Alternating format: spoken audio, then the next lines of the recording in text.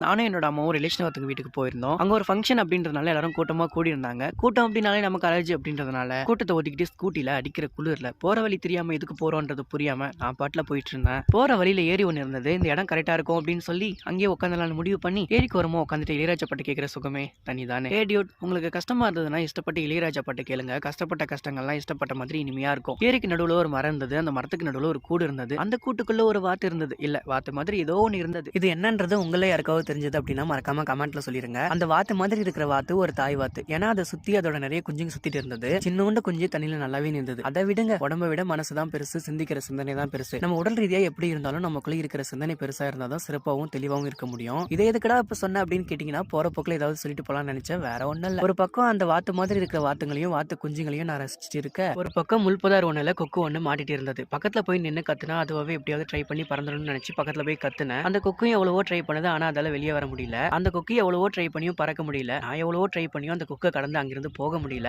மனசே வரலைங்க. அடிக்கிற குளிர்ல அந்த சில்லுன்னு இருக்கிற தண்ணியில வேற வழி இல்லாம இறங்கி எப்படியோ கஷ்டப்பட்டு அந்த கொக்கு வெளியே எடுத்துட்டேன். அதை கீழே விட்டதும் பறந்து போயின்னு நினைச்சேன். பட் ஆனா அதால பறக்க முடியல. ஒரு 2 நாள் இல்லைன்னா 3 நாள் அங்கேயே மாட்டிட்டு இருந்திருக்கும்னு நினைக்கிறேன். அதுக்கு தேவையான ஃபுட்டை எடுத்துக்காததுனால அதோட பாடி ரொம்ப வீக்கா இருந்திருக்குமோ என்னவோ அப்படின்னு யோசிச்சுட்டு அதை தண்ணிக்கு பக்கத்துல எடுத்துட்டு போய் அதோட வாயை தண்ணியில வச்சு தண்ணி குடிக்குமான்னு பார்த்தேன். அதால தண்ணி கூட சரியா குடிக்க முடியல. அப்புறம் நானே அதோட வாயில கையால தண்ணியா அள்ளி அதோட வாயில ஊத்துனேன். அப்புறம் கொஞ்ச நேரம் அந்த கொக்கு கூடிய நேரத்தை ஒதுக்கிட்டு அம்மா கால் பண்ணதும் அங்கிருந்து கிளம்பிட்டேன்.